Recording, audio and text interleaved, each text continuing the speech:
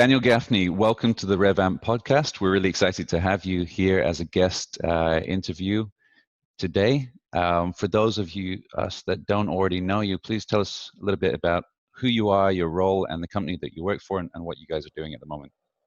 Hey Gideon, it's great to be here. Thank you for inviting me on. I work for Canonical, and while some people may not have heard of Canonical, they probably have heard of Ubuntu. So Ubuntu is a Linux distribution, and Canonical is the commercial arm of Ubuntu. And Ubuntu runs in many different places on the desktop. It runs in the cloud, both private cloud and public cloud. And we look to bring Ubuntu to the enterprise and add value to businesses through that Linux distribution. Fantastic. And what's your role at Canonical? So I've been at Canonical for 18 months now, and I'm the director of sales operations. Okay. Fantastic. Well, that's a good fit for this podcast series. And I understand that as you moved over to Canonical, you had the responsibility and the privilege of building out a new sales operation process. Where did that process start from? Sure. So for me, it's important to kind of put the building blocks in place. I think as any sales operations organization, you really aspire to be a trusted advisor to that business, to partner with the heads of sales to make sure that there's good commercial alignment. But the reality is, before you can get there, you need to make sure that you have good building blocks. And so it's been a relatively long journey, but I feel like we're close to that point now where we are getting sufficient information back out to the business. And the way that we've done that is to think kind of systematically about how to move Canonical sales operations from where it was 18 months ago to where we are today, in that many of our manual processes which existed are now like some way close to being fully automated. Okay. So that's a key part of it. Also, from a data perspective, there's been a lot of effort gone into ensuring that as part of that, we have very clean data sets. Some of that's very easy to achieve, some of it's more challenging to achieve. But we're in a relatively good place now in terms of knowing that we have a good cadence of that data within our systems. So tell me more. I want to dig a little deeper into the measurement of data. So start off with the fundamentals. Tell me about the tech that you chose back then over the 18-month course, what you chose, why you chose it, why it was perhaps the right fit for you as a sales operations leader, and most importantly, what did that enable for your team? Okay, sure. So it's not all about the choices in the tech, in that we already had some tools in-house, which were great tools. So it's a case of getting the most out of those tools. Okay. So a classic example of that is we had Salesforce. It was a 12-year-old Salesforce org. It had many customizations which had happened over that time. It was almost, the mountain was too big to try and reverse that. And I could sense, as I arrived in sales ops, it was going to be a challenge to try and rationalize what really mattered, take out some of that old process and get to a place that was nice, like in terms of very clean, what really mattered, what process we needed in place. So we're live with Salesforce Lightning.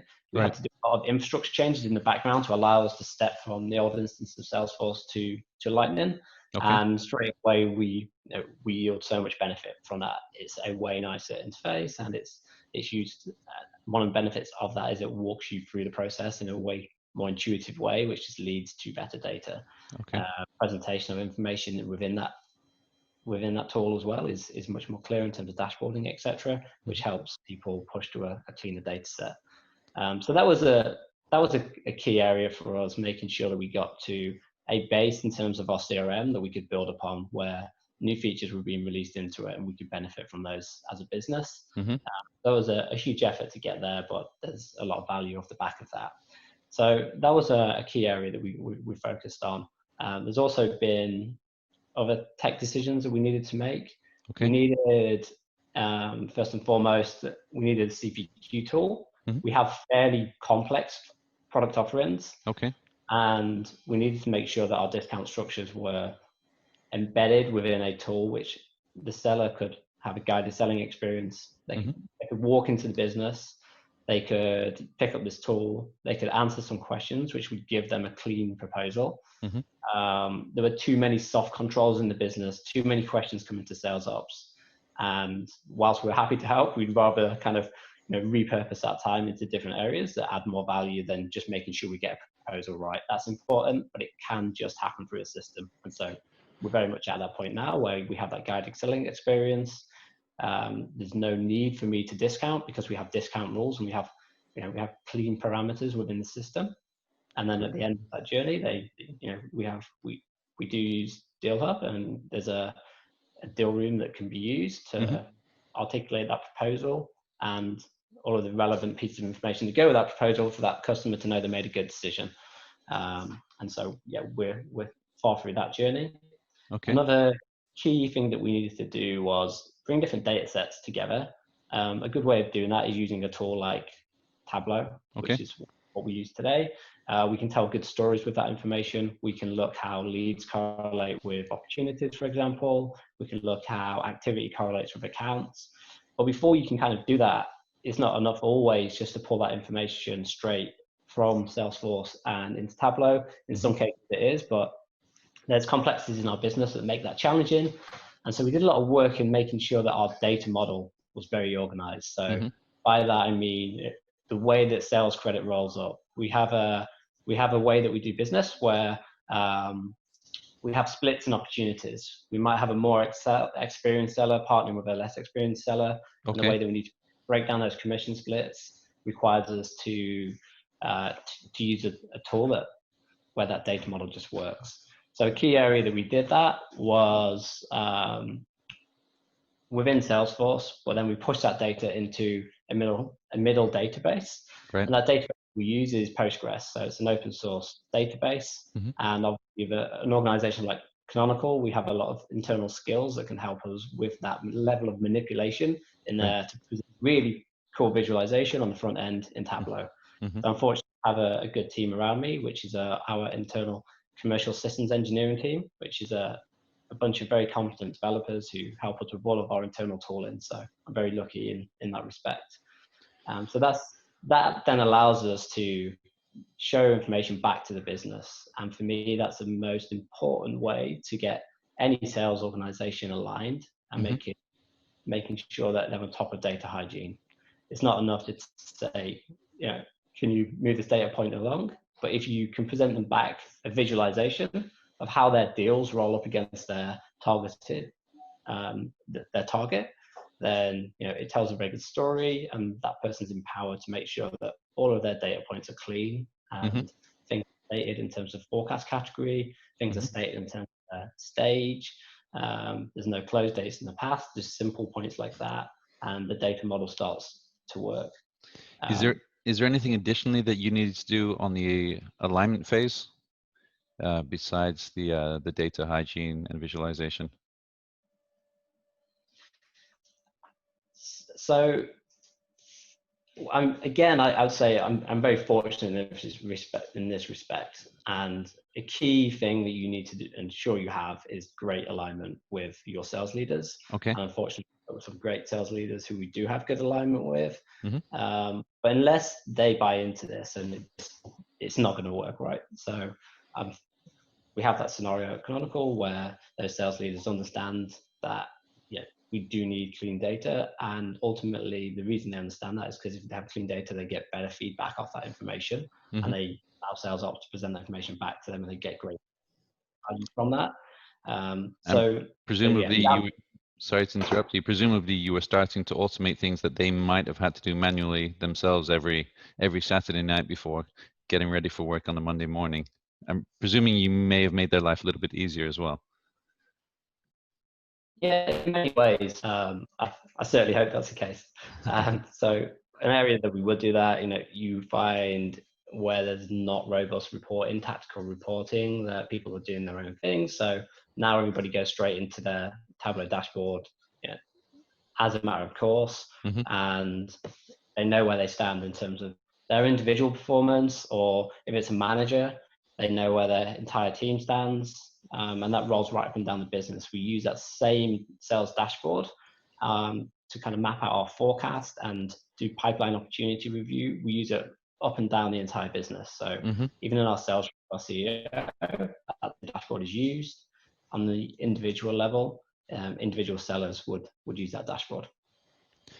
So in terms of analysis, is that your core skill set as a sales operations leader, or is that something that's supported by other team members who are perhaps even stronger than you in that location? Do you give the whole team the 360 view in terms of data, or do you give people just what they need to consume for their area of competency and expertise? Do you restrict the 360 view just for the executive team? Tell me a little bit about the analysis, and more so your kind of philosophical mindset for how to put good analysis processes in place that people can digest, because there's individuals out there in the world that sometimes get overwhelmed with numbers. You know, that's true. So obviously part of your challenge is to make it snackable, consumable, and actionable, right? So how do you do that? Yeah, absolutely. Yeah, that's a really good question. And I think there's a balance here. You need a really good baseline in terms of, here's the tactical reports that the organization needs around pipeline review, around where your forecast stands, maybe retention rates on renewals, for example, feedback on the richness of a territory and what accounts are in that territory. All of those things just need to work in a standard format that everybody can consume and take good actionable change off the back of and react quickly to. Okay. There's also a need to make sure that these data sets are organized, and certainly the way that we work at Canonical is we expect everybody to be thoughtful on a leadership level that this information is now there, it's organized, it can be consumed. Okay. Or we don't execs kind of spending many hours having to piece together various different spreadsheets, but if we have this data source which is available, which we now do, then people can look at their org and they can make good decisions based upon that information. And we ask those people to do that, to try to look for patterns and try to tell good stories and ultimately improve the business, whether that be, you know, improving the experience for the customer and understanding where the customer has pain points, all the way through to ensuring that our retention rates improve. So what I'm taking away from that is, of course, you've created an automated cadence or flow for your sales process and obviously your sales team. Why was that so important to automate it? I mean, philosophically, what does that now allow sales team members to do that they couldn't do before? I think it does a couple of things. One is you end up, if you don't have automation there, take it as any process. It's closing of a deal. It might be completing somebody's commission plan. Within sales operations, if those things don't just work, then you end in lots of kind of conversations that need to happen, but nobody really wants to have that conversation. You know, it just it should, those tactical things should just happen through automation. Okay.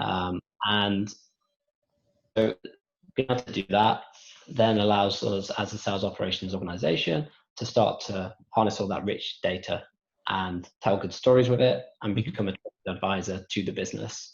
Okay. So really, we're there now. We still have more work to do. We really need to kind of refocus our efforts from this kind of process engineering stage. There's still some small refinements to do there, but ultimately we want to be in a position where we can work with our sales organization. We can help people get up the ramp faster.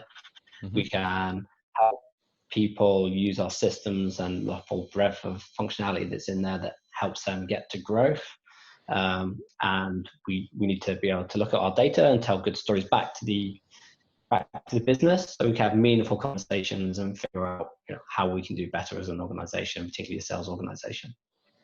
Have you had any positive feedback from either the sales team or the executive team on the benefits of this new improved process? Has there been a feedback loop? Yeah, certainly there's many benefits from using Tableau in a real-time environment. We used to, like many organizations, you come up with a pack prior to an important meeting, and by the time you get to that important meeting, you know, things have moved on. Not all the deals are in the status that you expect them to be in. Whereas now it was a bit of an adjustment, right? Because on some level, the sales leaders can get a bit of a shock. So it's great in terms of ensuring that everybody's very much on all of those deals and fully understanding every single thing that happens, which generally is the case anyway. But we have some lots of now. There's no need to build a pack. We go into those meetings. We use this tool where you can see in real time what's happening with those deals, and talk through those deals and do the pipeline review and understand where we are as a business against our forecast.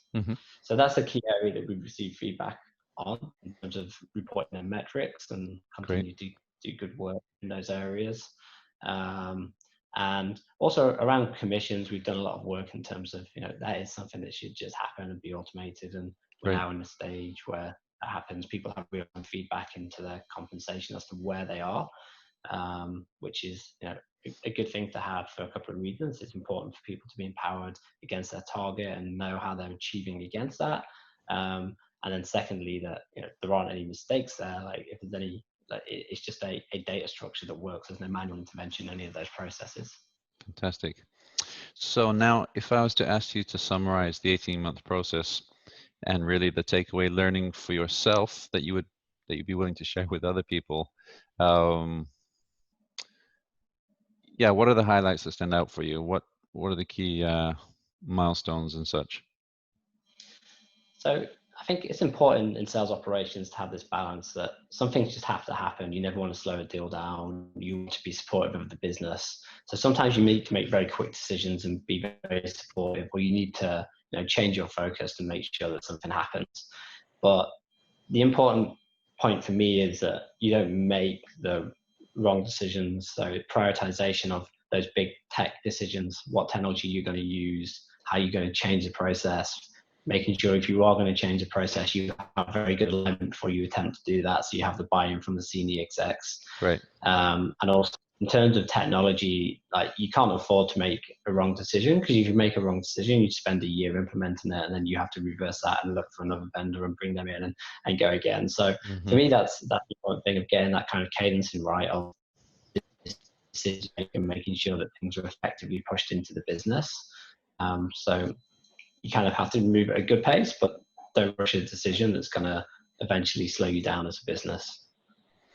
That's really valuable, and I learned through my background research that that not only are you a successful sales operations leader, but you're also an avid marathon runner. Is that true? Yeah, that's true. Yeah, I mean, it follows a similar journey, I guess, to sales operations in that with marathon running, you need to be pretty considered in how you approach it. You don't get good overnight running marathons. You need to ensure that you make the right decisions at the right time and kind of build. So yeah, that's right. I'm a very key marathon runner. Anywhere, have you run any marathons that we would know of? Anywhere famous? I'm maybe not so adventurous. I live in a great city. I live in London. Right. Very passionate about the London Marathon. So I've run the London Marathon 4 times now. Wow. I ventured to Edinburgh once. One of these days I'd like to do a few more of the majors, but right now, yeah, London is my passion.